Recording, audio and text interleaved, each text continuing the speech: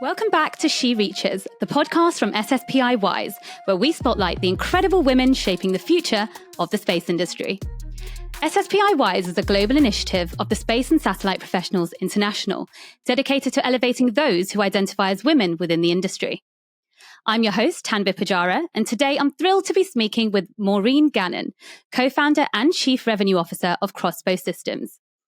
Maureen is a distinguished entrepreneur and trailblazer with over 30 years of experience across aerospace, defense, and consumer products.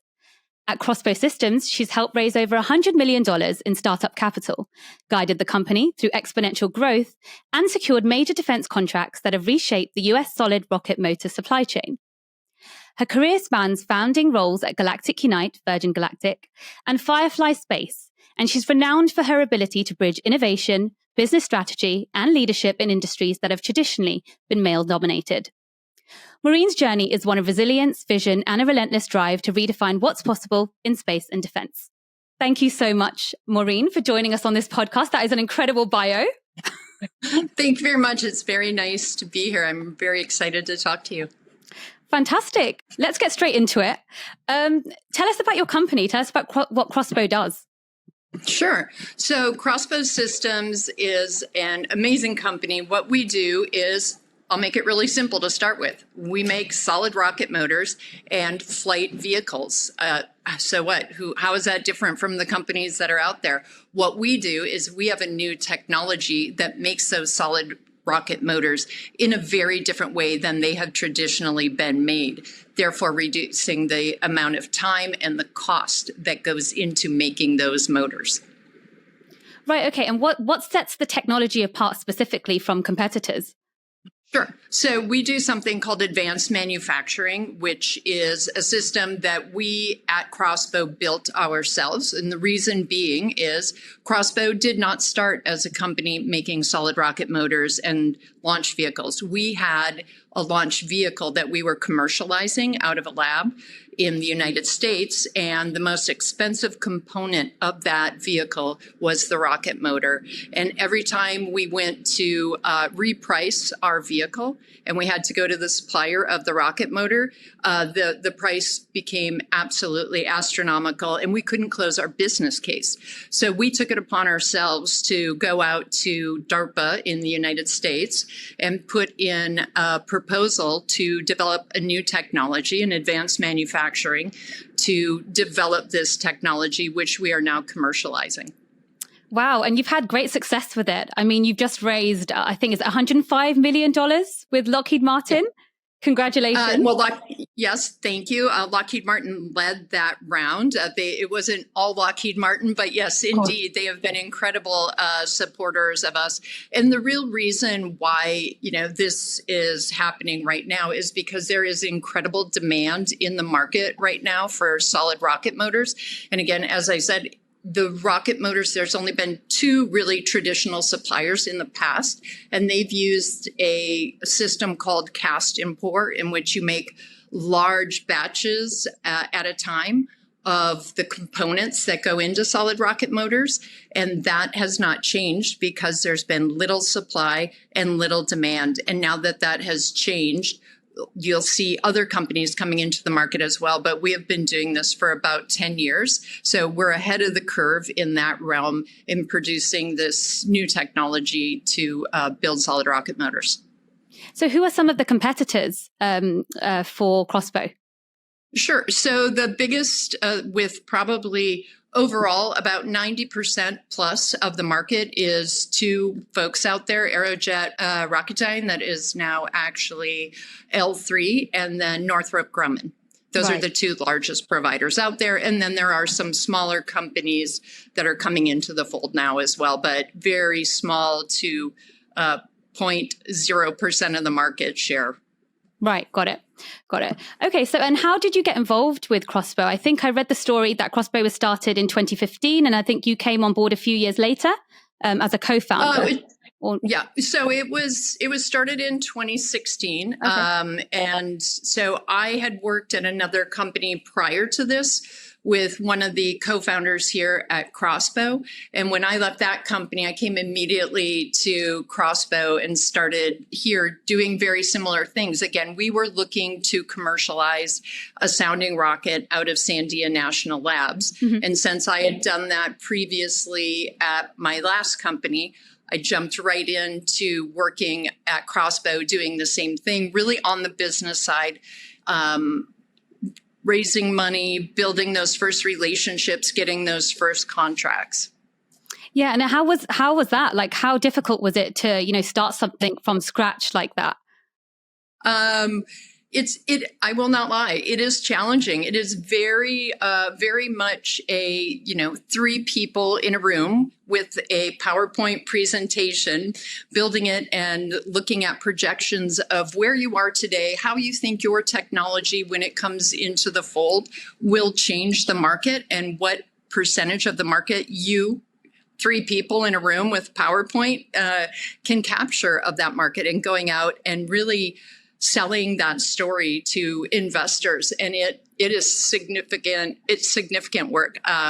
There are, hundreds and hundreds of pitches that you have to do in order to get through that hurdle of raising money. And a lot of founders, as you all know, have to spend a significant amount of time working with either not getting paid and or finding ways to make it work. And that's really what we had to do at Crossbow to get it up and off the ground. And today we have over 350 employees in 22 states, and we're building a very large production facility just south of Austin, Texas. Wow. So yeah, incredible success in just 10 years. I mean, the company's grown so massively. Yeah. And I mean, that's a testament to you as well, and all the things that you've done for the company as a co-founder. So how would you say over this 10-year career at Crossbow, how would you say the challenges have been at the start, from pitching to people as a woman, from starting from scratch? Could you explain some of the challenges that you had? Yeah, I think going into it, some of the challenges are just statistics, plain old. Women founders get, I believe the last time I kind of checked into it, was around 2% of funding to start companies. So that going into it, knowing that was challenging in and of itself. But the thing about being a woman in this industry is you have to look at it differently and go, hey, it's not about being the same. It's not about doing things the way everybody does. It's about standing out and being different. And I think walking into any room in aerospace and defense as a woman, you've already got that on your side, right? So it is taking advantage of that difference and really building on relationships. I am all about relationships and putting yourself out there, walking up to people and making the ask. And I think that is something I cannot overstate enough, is women actually finding their voice to put their hand up and say, hey, I can do that. Or, you know what, I'm going to build this and I can make this happen, and really advocate for yourself. Of course. Yeah. Be a boss woman. That's exactly what it's about, isn't it?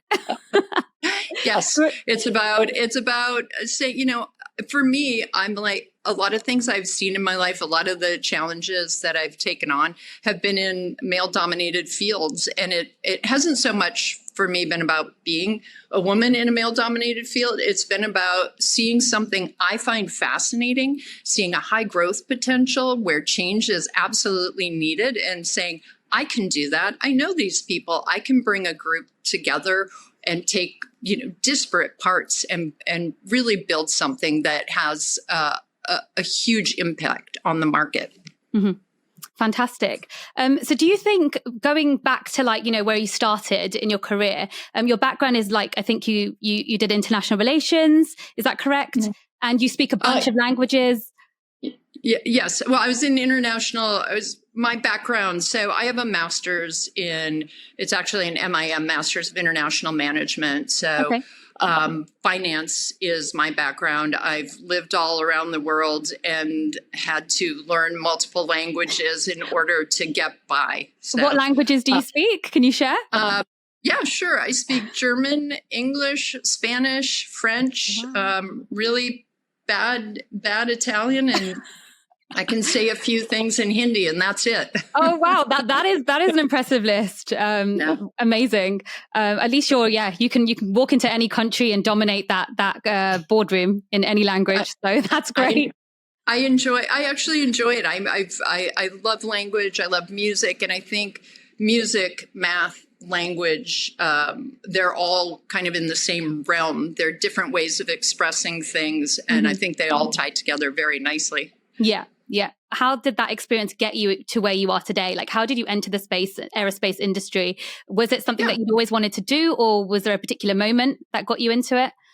I mean, I was always interested, but I was not like that deep, dark, Star Trek loving, Star Wars loving person that a lot of the folks that are in this industry are, even though my father came out of the Air Force or with a military background, for me, I was really interested always in business and building businesses, regardless of what that business did. It is looking at and seeing, like I said earlier, okay, here's a gap in the market. How can we fill that gap? How can we make this better? And that's something that really pushed me forward. And out of graduate school, I went immediately and worked in Germany for a multinational.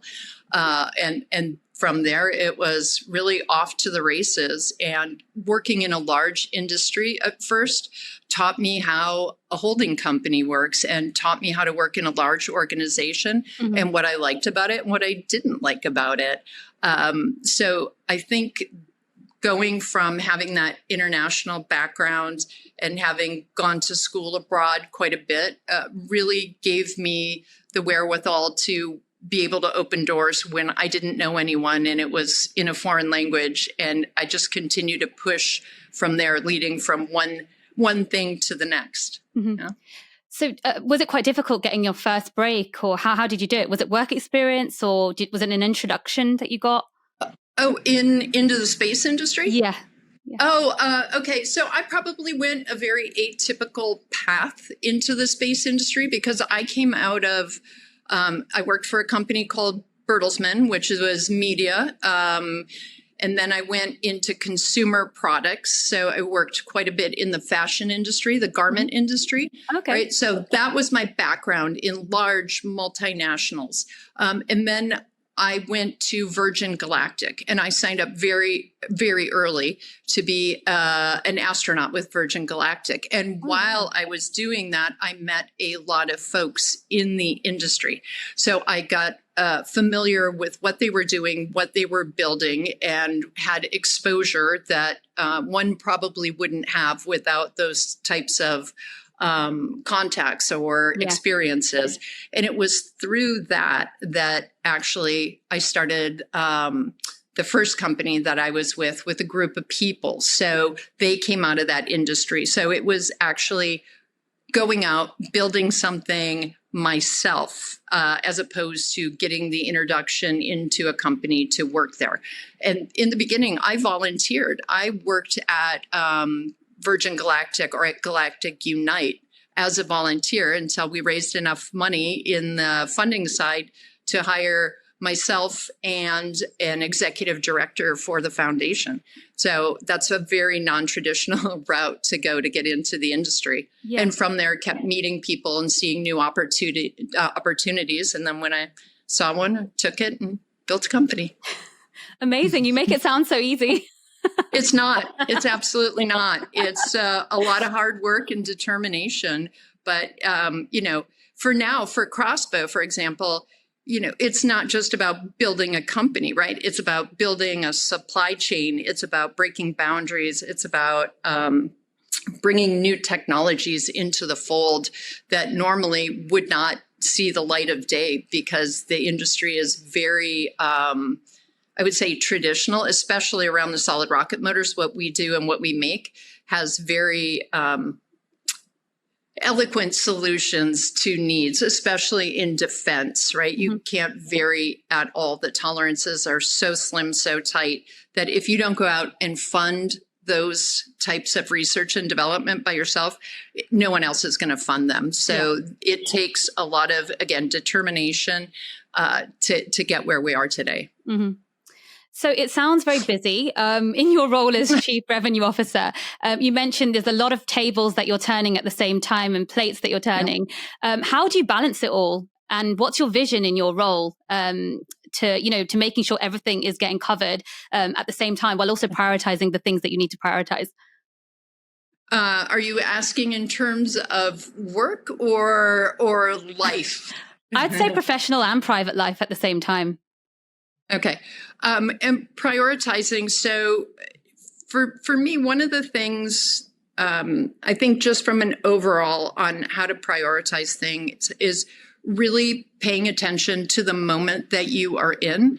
I mean, we are all so distracted by our phones, by, however many messages come up, but it's really having a macro look at your day every day, figuring out what's happening, and then really concentrating on that moment and speaking to the person that you're with and translating that across the team that you're working with or that person to build teamwork within the group, within the company, and to build the culture of the company that, no, you're not a number. No, you're not just a person here, and trying to do those types of interactions across the company to build that cohesive team and accomplish the mission that we're trying to set out.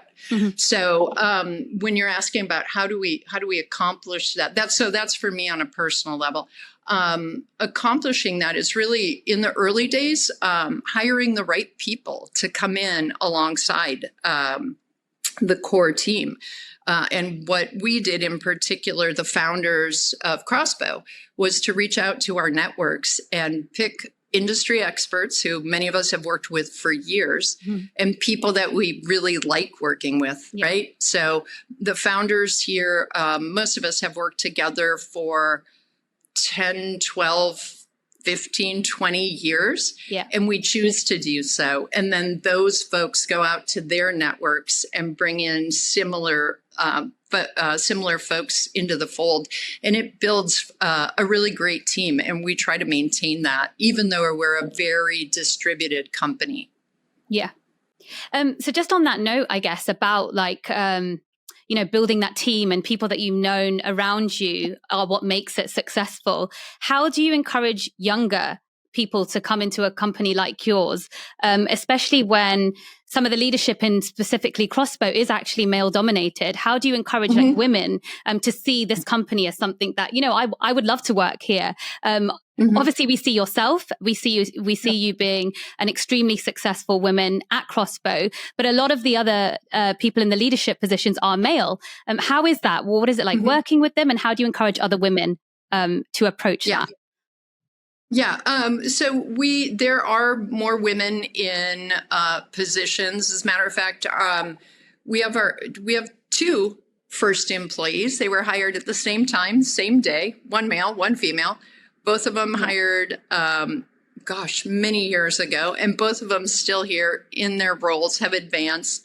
And those two folks are people we can hold up and really show as, I don't want to say examples because that sounds odd, but they are great examples of male and female leadership in the company. And both of those folks are in very technical roles. So they are folks that are accessible as well. And we encourage everybody in the company to pick up the phone, make the call, and connect with leaders in this company. And I think the other thing that we tend to do is to give people free rein to say, I have an idea and I want to pursue it, right? So there's lots of opportunities that people say they want to do, and they're allowed to do it. They're allowed to go and look at it. They still have their main responsibilities, but they are not a round peg in a round hole and forced to stay in that role. Yeah. There is a lot of possibility to move and to create your own job.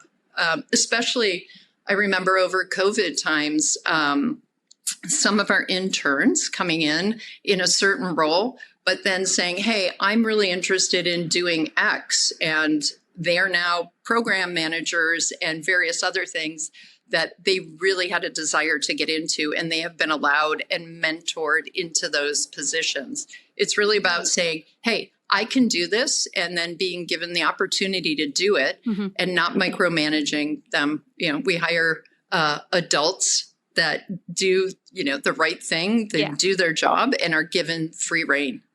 So it's about being vocal then, I guess, right? Like not hiding behind, a computer screen and just being vocal, talking to people, networking. Is that some of the advice you would give? Yeah, don't be shy. Pick up the phone, reach out. I know it is easy. It's easy to say that. And I know people reach out on LinkedIn and various other things, but look within your own company and find somebody and say, hey, I'm wondering, do you have a half an hour to sit down with me and talk about your career path? How did you get here? What do you wish you would have known at my age point in my career that you didn't do, that you should have done, and have those conversations. And I think most people would be surprised at the very positive reaction that they get from people. And the other thing we do at our company is we really do try and set up mentors for women. And that's something we're still developing within the company of how to formalize that.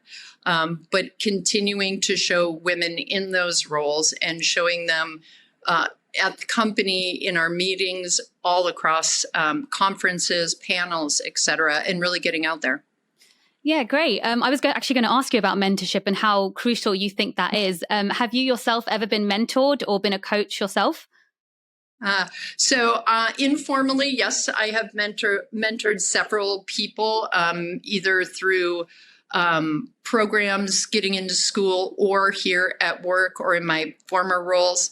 I think it's incredibly important for people to see folks that they identify with in roles in order to make that happen. One of my goals in working at the Virgin companies was setting up the foundation to get more women and students involved in STEM education. And at Crossbow, I would like to set up a similar program when we're ready for it to encourage folks within our ranks and within our realm either to go on and further their education in the field that they want to and be able to support them. And then also a lot of community outreach in the areas where we work and where we're building facilities within the schools so we can develop mentorship programs. We do support a lot of the local folks around where we work, but nothing formal yet. That's great. Well, good luck with that. I hope, I hope that's going to be the next thing that I see from Crossbow coming out. That sounds really great. I wanted to ask about your feelings in the past, if you've ever had any, of imposter syndrome, working in this industry, obviously as a woman, but also just in general, in a startup as well. Do you ever feel that you've had imposter syndrome, and how have you overcome it? So imposter syndrome, definitely, especially the first kind of time around pitching to investors, when you're really putting things out there that are not established and you're using projections that you assume your company can make, right? You've looked at the data, you've put it together, and you're relying on that to put information out there, but you're looking X years into the future. So that is very challenging, especially the first time out of the gates, like when I had not started a company before and I was pitching a new company. That was challenging. But the best way for me to overcome that fear was quite literally just do it. Just get out there and realize that everybody's got to start somewhere and make that first step. And once you've done it, you're pretty much off to the races. And it can be challenging. It can be really, really hard in the beginning. And again, especially as a woman.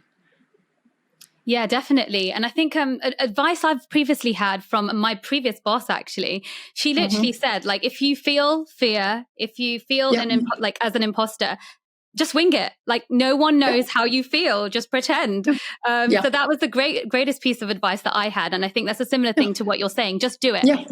Acknowledge it. Acknowledge it to yourself. Go, okay, this is me feeling uncomfortable. This is me. okay, there, I just felt it. Now move on. And that is something that I think is really helpful to do. And just know that, pretty much everybody out there that's doing, pitches, those types of things, everybody has that moment where they're like, uh-oh, right? But yeah. Yeah, that's very true. Take a chance on yourself, believe in yourself, and do it. Yeah, I love that. Thank you. So just my final few questions. I'd like to know what are some of the most proudest moments that you've had in your career to date? Oh goodness. I would say some of my proudest moments involved bringing my parents and my child to companies that I've either founded or created, and having them experience that and see it. And that for me was, I think, very personal, of being able to turn to them and thank them for being there and supporting, to allow me to get to the area that I'm at, and showing them what their support had enabled me to do. That is really a proud moment. And then more on the business side is, growing the company, getting that first contract. I remember at my last company winning a NASA contract that we were so brand new. And when we found out, I literally jumped for joy. And I was thrilled. And the contracting officer on the opposite side from NASA said, wow, I wish everyone was that excited about getting a contract. So that was a very proud moment to be able to put together a team, raise money, build a company, and win a government contract from NASA, that very, very first one. And for Crossbow, it was the first time when we fired one of our advanced manufactured solid rocket motors on a large scale.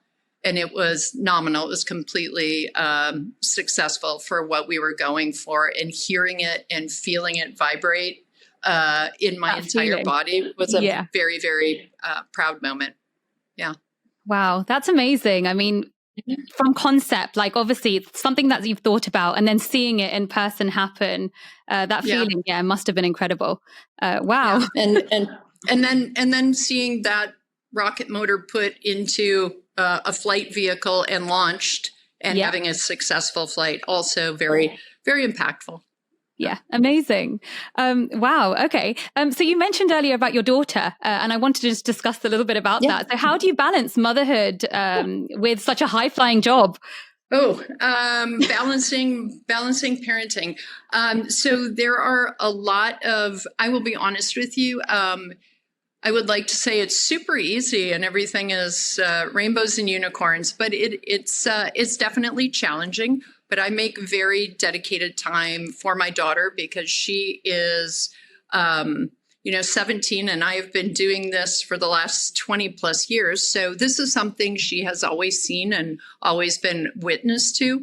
So I think there's some advantages there for her, but I also try very specifically not to be all about work when I am with her. And again, being present for her and making that time and taking that time. But there are a lot of moving parts to make everything work for her. Yeah. Wow. You seem to make it work, and you're doing a great job. So yeah, congratulations. In terms of like, what do you do outside work? What do you do for fun? Fun. Okay. Yeah, for fun. Fun is definitely spending time. I like to be outside as much as possible.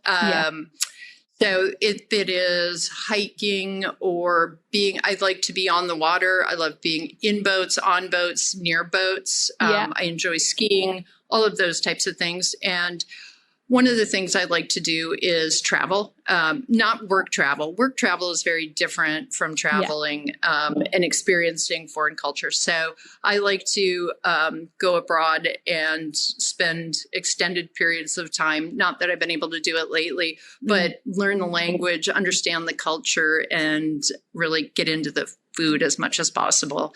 And when I'm not doing that, I do enjoy falling deeply into a book. Oh, yes. Amazing. A good book. And the smell of a new book as well is the best thing ever. Yeah. It's Great. I love it. Absolutely love it. So what countries on your bucket list next to go to that you haven't been to yet? Well, here's an odd one. I've never been to Cape Verde. Okay. They've got nice resorts. Yeah. I didn't know they had resorts there, but okay, of course they do. I kind of want to go there just for musical and personal reasons. And then I've always been interested in traveling more in northern Canada. I'm interested in some of the cultures and the native peoples there, their language and their arts, and figure out to spend a little bit more time there understanding, because it is, having grown up for the most part in the United States and spent time in Canada, I've never been able to spend time in northern Canada or kind of along the East Coast as well. So I think there's a lot of exploring to be done nearby. It may not sound so terribly exotic, but sometimes it's in your own backyard. Well, you've got Cape Verde, so you've got the resorts and then you've got the culture. So great. Well, thank you so much. I've got one final question, which I ask all my guests. And that is, if you could put one message in a capsule for the next generation of women, what would it say? Oh, I think I spoke to this earlier. Believe in yourself. Take the bet on yourself, put your hand up, go out there, find that person that is going to mentor you and work with them, talk to them, and do not be afraid to ask. I mean, the worst thing they're going to say is no. And I doubt a lot of people are going to say no, because more people are out there that want to help and assist than you think. So put your eyes on something and go get it. Great. Thank you so much, Maureen. That's a great note to end on. It's been a real pleasure having you on our podcast. Thank you very much. Appreciate it. Enjoyed speaking to you.